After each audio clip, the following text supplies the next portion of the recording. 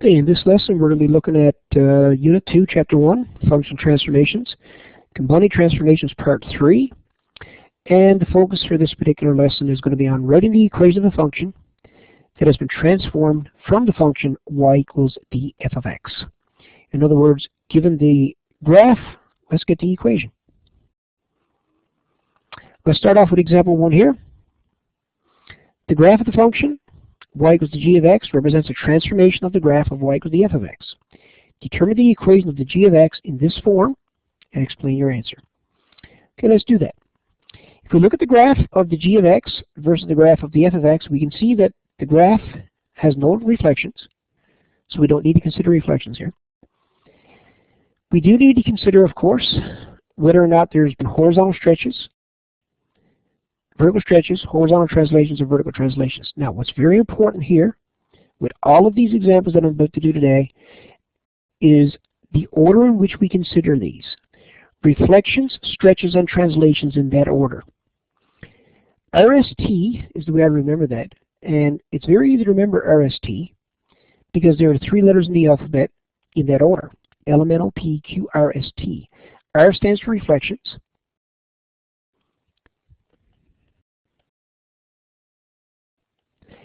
S stands for stretches, and T stands for translations. If we consider this particular order when doing these equations, we can't go wrong. Okay, let's do that. Reflections, I've already said there are no reflections. Stretches. Let's consider whether or not there's a stretch. All we need to do here for stretches is look at 2 points on the original function, and let's find the same 2 points on the translated graph, and let's see how much the graph has been stretched horizontally based on these 2 horizontal points that I've chosen. So you find 2 horizontal points. The distance between these 2 points right here on the original graph is between -4 and 4, which is 8 units. The distance between those 2 points on the translated graph is only 2 units. 2 units. So we can see now that the graph has a horizontal stretch because it's gone from 8 down to 2. It has a horizontal stretch of 1/4. Let's look at 2 vertical points, the distance between any 2 vertical points, and let's find the same vertical distance between the same 2 points on the translated graph. Let's choose 2 points. Let's choose these 2 points here. The vertical distance between these 2 points is 4 units. The vertical distance between the exact same 2 points on the translated graph is between 2 and 10, which is 8 units. So we can see that the graph went from a distance of 4 units between these 2 points to a distance of 8 units. That's a vertical stretch of 2. That's a vertical stretch of 2 because it's twice as much distance. In the original case, it was 1/4 because it went from 8 down to 2. So we have a horizontal stretch of 1/4 and we have a vertical stretch of 2. What we need to do now is we need to take these 2 stretches and let's put these 2 in a transformation. So we got xy maps 2. We've got a vertical stretch of 2, and we've got a horizontal stretch of 1/4. So that will be written in our mapping rule as 1/4 x, comma, 2y. 1/4 x, comma, 2y. This is the approach that I take. We need to see now where a point on the original function is translated based on these 2 stretches. So notice I'm just doing my stretches, and I'm going to plug my stretches into my mapping rule. I create a mapping rule for those 2 stretches. Let's take a point on the original graph. Doesn't matter which point we choose. I'll write this down for you. Choose a point on the f of x. Well, 0, 0 looks like a good point. Let's see now where this point is going to be translated based on these 2 stretches. Okay, 0, 0 will be translated to 1/4 times 0, comma, 2 times 0, which of course is 0, 0. So the result is that these 2 stretches doesn't cause that point to move at all.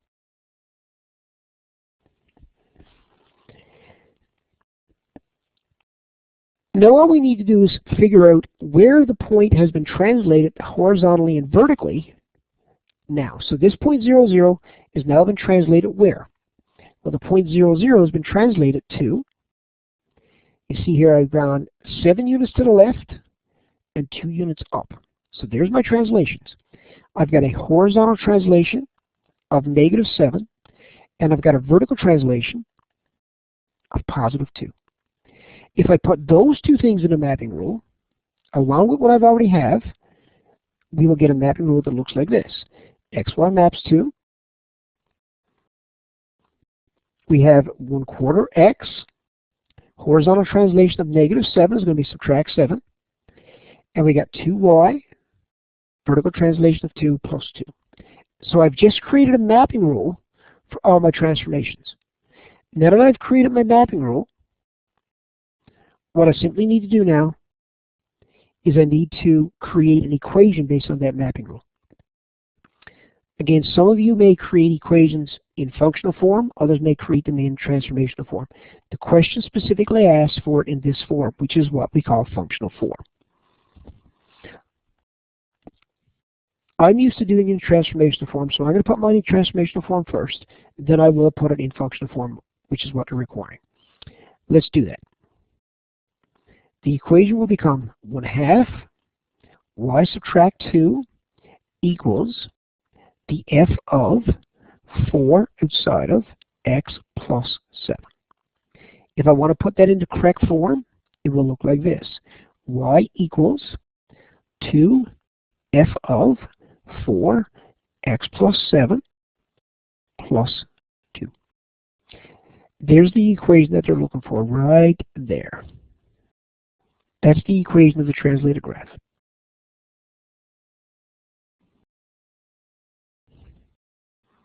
Now I will do a couple more examples like that as well, but I want you to notice my procedure. I figure out if there's reflections, and I figure out if there's stretches. I'm going to take my reflections and stretches, if they exist, put them in a mapping rule. I will have two things done, reflections and stretches. I plug them into the mapping rule. I choose a point on the original function. I see where that point has been translated based on these reflections and stretches. Then I see where that point is now on the original, on the translated graph. I figure out then the horizontal and vertical translation for that point. Then I plug it into my mapping rule, get a new mapping rule. From the mapping rule, I can easily create my equation. Let's do another example. Here's another example. Here's the original function. Here's the translated function. Now, we need to determine what the reflections are occurring and what the stretches are. Again, RST. Let's do the reflections first. Clearly there's a reflection. If I took the original function and I reflected it in the x-axis, will I get the same orientation that I have for the graph of the g of x? Let's check it out. I'm going to take the graph and I'm going to reflect it, and we're going to see what the graph looks like to make sure it has the exact same shape. So let's reflect the graph. 4 and -4 will be a point here. 0, 0, 1, 0, there's no reflection there. That doesn't change. -2, 4 becomes -2, -4, reflecting in the x-axis now. And this point will be right there. Let's join them up, see what the graph looks like.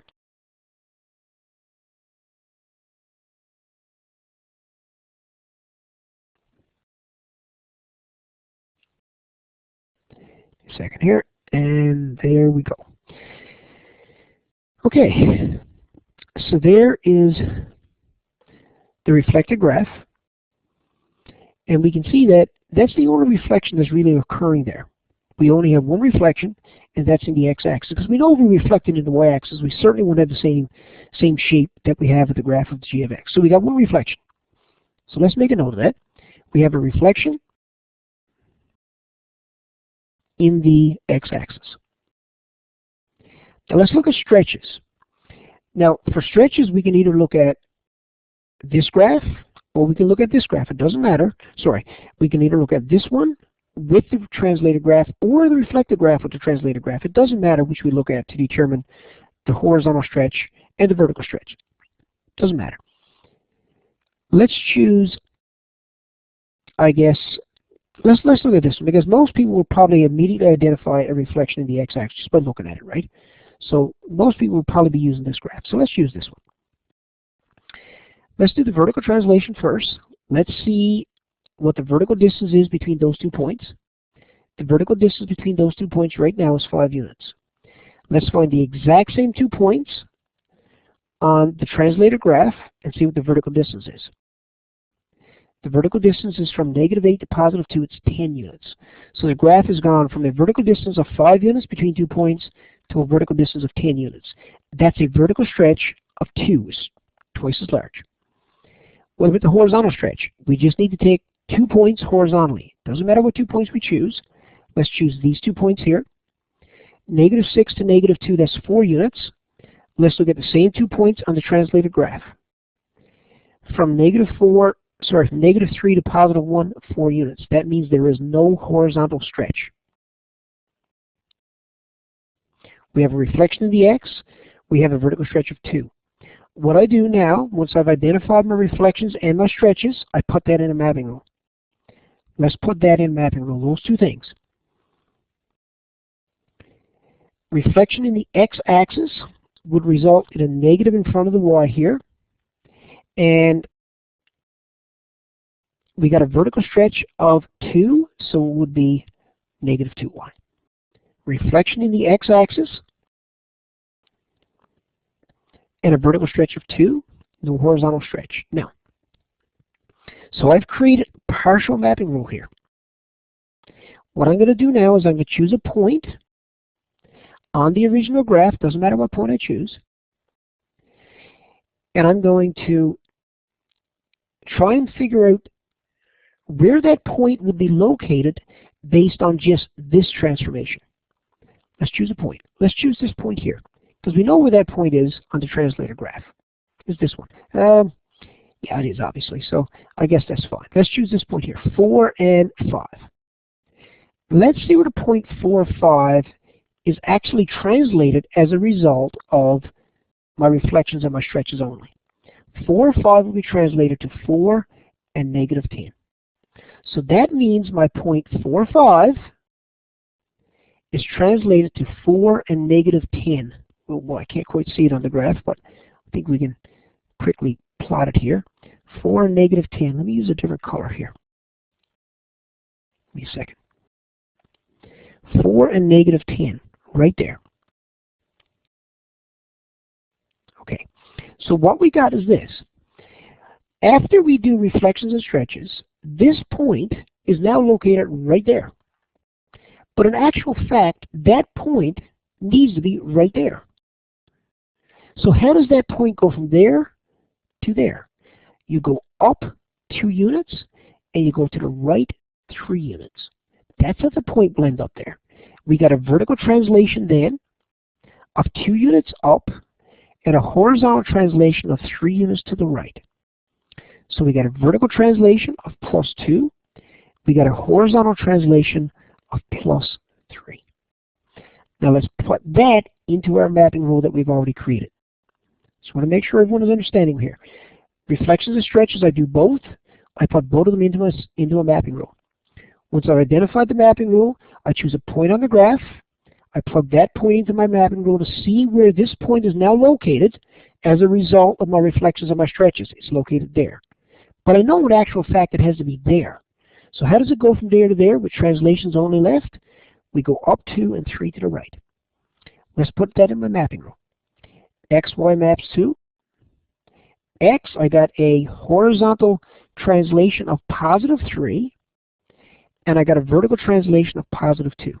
Notice I just added that to my mapping rule. X plus 3, -2y plus 2.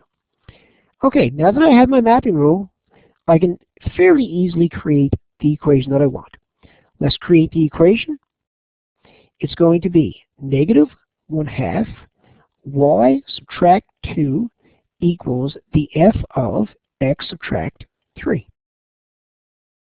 And of course, I'm going to get rid of the -1/2 here if I want to put it in the correct form. So I multiply both sides by -2 first of all. To do that, right? Multiply both sides by -2. and that's going to give me y subtract 2 equals negative 2 f of x subtract 3.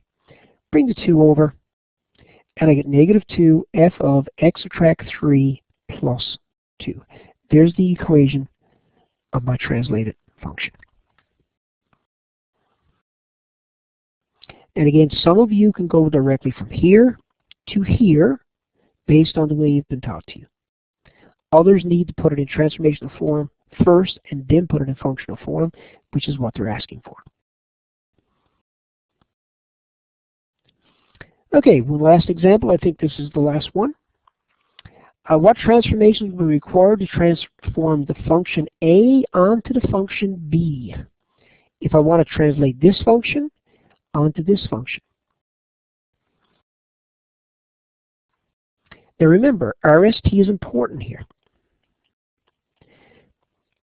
What am I going to do with the graph? Well, I'm going to take the graph. This is a little tricky. You got to be careful here. I think most of you will agree that this requires both reflections. I got to reflect the graph in the y-axis first. Then I got to reflect the graph in the x-axis. Then I got to horizontally translate the graph. Let's consider the vertex only. If I took the vertex and I did both reflections, let's reflect it in the y-axis first. The vertex is going to be located at negative 3, right there. So my graph sort of looks like this, doesn't it? With my first reflection. Now, in order to get the graph B, I need to take that graph and I need to reflect it now in the y-axis. If I took that graph and reflected it in the y-axis, I would get a new graph that looks like this.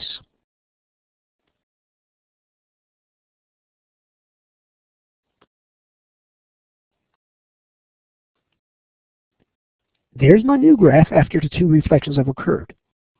So I have a reflection of both axes. Now how do I take that graph and translate it from there to there? All I need to do is move it up 1, 2, 3, 4, 5, 6 units up.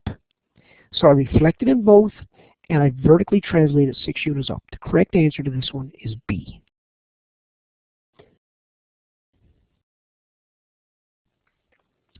And actually we do have one more example left here. I think this is the last one, I'm not sure. There may be another one. Which equation results when the graph of y equals the f of x is transformed to the graph of y equals the g of x? F of x, g of x. What transformations are occurred? You can see, well, if we're looking for the equation now of this graph, clearly we can see that there has to be a reflection in the x-axis. And that will create at least the M shape that we're looking for. And then we need to consider whether or not there are any stretches or translations. I don't think there's any stretches because the graph has pretty much the exact same shape. So there's no reflections here. And you can see that, sorry, there are no stretches here. You can see that by the 4 equations there are no stretches. So all we have is reflections and we have translations. So probably the best way to do this is actually do the reflection. Let's reflect the graph. So the reflected graph would look like this, that point there, that point there. This point would be down here somewhere. Where's that at? 8. So negative 8. And this point would be down right here. Let's join them up and see what the new graph looks like once we've done a reflection here. Oh, sorry, I missed one point. There is another point down here, isn't there? Sorry, right there. So there's my reflected graph. Now that I got the graph reflected, we need to consider, how does this graph go from there to there? Well, you can see we need to make sure now, you need to be careful. This point is now located right there. So we need to consider, I got a vertical translation of 2 units up and a horizontal translation of 10 units to the right.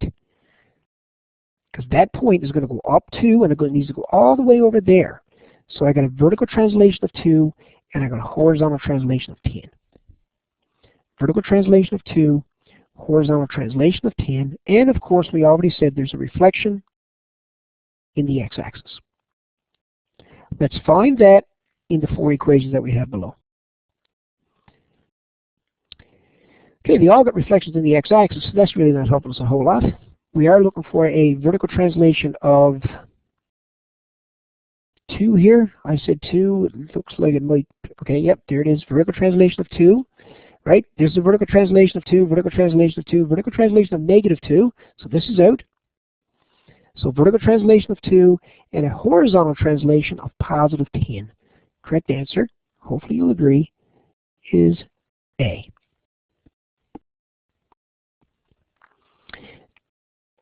And I guess this is the last example this time. I think so. Given the graph of y equals the f of x and the g of x, what is the equation of the g of x in terms of the f of x? Same type of question here. Here's the original function. Here's the translated function. We need to determine what type of transformations have occurred. Well, I think you'll agree that there's a reflection. And there's a reflection in the x-axis. Just by looking at that, we should be able to identify that.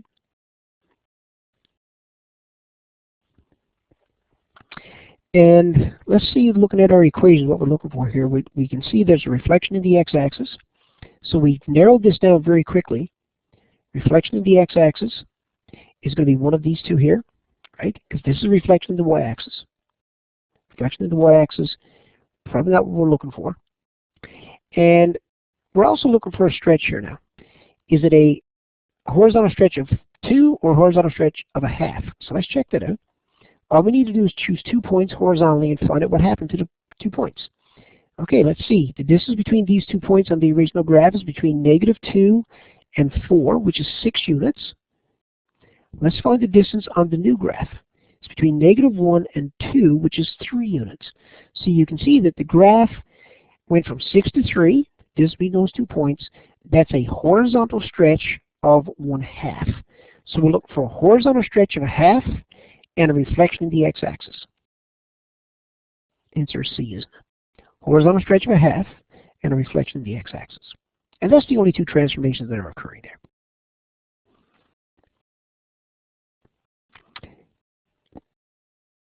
I didn't think I had 6 examples. Let's just see if there's another one. No, that's it, finally. Last example, example 6. Which equation best describes the transformations that have been applied to this function? Let's see. Here's my original function. Here's my translated function. Again, we need to try and identify the transformations here. We can see that there are no reflections. I think that's pretty obvious. There are no reflections here. And if you look at your equation, you will see there's no reflections. And let's see what's happening in terms of horizontal distance versus horizontal distance on the other graph. Horizontal distance here is between -2 and 6. That's 8 units. Find the horizontal distance between the same 2 points now on the other graph is between -1 and 3, so it's 4 units. So this one has a horizontal stretch of, again, 1/2. What about a vertical stretch? Vertical stretch, let's see. Distance between these 2 points, I'll use a different color here for my vertical stretch. Distance between these 2 points is 2 units. Find the exact same 2 points vertically here. It's 6 units, so it's been stretched by a factor of 3. So we got a vertical stretch of 3. So let's see if we can find those 2 things at least. This might help us narrow down the possible answers. We got a horizontal stretch of 1/2. Horizontal stretch of 1/2. Not that one. Not that one. One of these 2. Right? Horizontal stretch of 1/2. Horizontal stretch of 1/2. Vertical stretch of 3. Answer is B. I don't even need to consider my vertical translation because this is the only one that got a horizontal stretch of 1/2 and a vertical stretch of 3. And again, some of you may want to think about the equation in transformational form, but it would be 1/3 y, right? It would be 1/3 outside of y plus 8, which represents a vertical stretch of 3. Some of you may want to think of it that way. And we're finally done with example 6. I didn't need to consider the vertical translation at all. Okay, key ideas. Pretty simple here. To find the equation of a translated graph, you determine all the transformations that have occurred from the original graph. You consider reflection stretches and transformations in that order. And then you substitute the correct values into this equation.